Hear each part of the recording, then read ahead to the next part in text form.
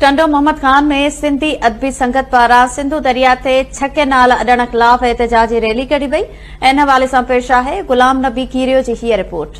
सिंधी अदबी संगत तरफा टंडे मोहम्मद खान में सिंधु दरिया ते 6 नवा कैनाल अॾजण जे ख़िलाफ़ ऐं सिंध दुश्मन मनसूबनि जे ख़िलाफ़ उन सां गॾु सिंधी ॿोली खे क़ौमी दर्जे ॾियारण लाइ हलंदड़ मुहिम जे सिलसिले में हिते असां वटि रैली जी सूरत में अदीब जे कलमकार पहुता आहिनि। उन सां ॻाल्हि ॿोल कंदासीं। 2008 खां वठी सिंधी ॿोली खे क़ौमी ॿोली जो दर्जो ॾियारण जे लाइ असांजी मुफ़लफ़िल 17 सालनि खां जदोजहद जारी रहे ऐं सिंधी अदबी संगत सम्झे थी त न रुगो सिंधी ॿोली क़ौमी ॿोली पर आउं सम्झां थो जेसीं ताईं सिंधु दरिया जेको असांजो जियापो आहे उन जी बका ऐं बामी जो सवाल जेको आहे तेसि ताईं क़ाइमु न रहंदो, तेसीं ताईं न सिंध रहंदी न सिंधी रहंदा। पंहिंजे क़ौम जे हक़नि जो तहफ़ुज़ करे जंहिंमें बुनियादी जेके उनसर आहिनि, जंहिंमें ॿोली आहे, पाणी जो मसइलो आहे, इहे अहिड़ा मसइला आहिनि जेके असांजे कम्यूनिकेट कनि था फितरत खे धरती सां।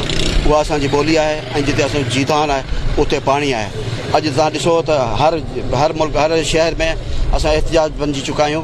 सिंधी अदबी संगत सॼी सिंध में पंहिंजो एहतजाज रिकॉर्ड कराए थी ऐं असां इन अमल जो कैनालनि जो मज़म्मत कयूं। सिंधी ॿोली जेका सिंध जे या सॼी दुनिया में हिकिड़ी इंटरनेशनल ॿोली जी हैसियत रखे थी, उन ॿोली खे क़ौमी ॿोली जो दर्जो ॾिनो वञे।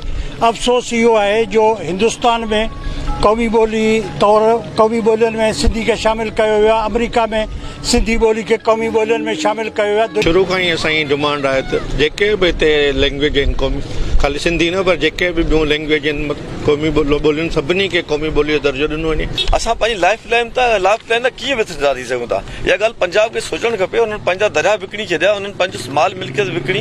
असां सिंधी माण्हुनि जो समूरो वसीला खणनि पिया, मैदनी वसीला खणनि पिया, जिन जी असांखे ॼाण आहे, सॼी ख़बर आहे, असांखे बेवकूफ़ न सम्झनि। पर हाणे अची असांजी लाइफ लाइन ते हमिलो कंदा, यकीनन इहा मरण मारण जी ॻाल्हि। कैमरामैन ख़ादम जिस कहण ते गॾु गुलाम नबी कीरियो, KTN न्यूज़ टंडो मोहम्मद खान।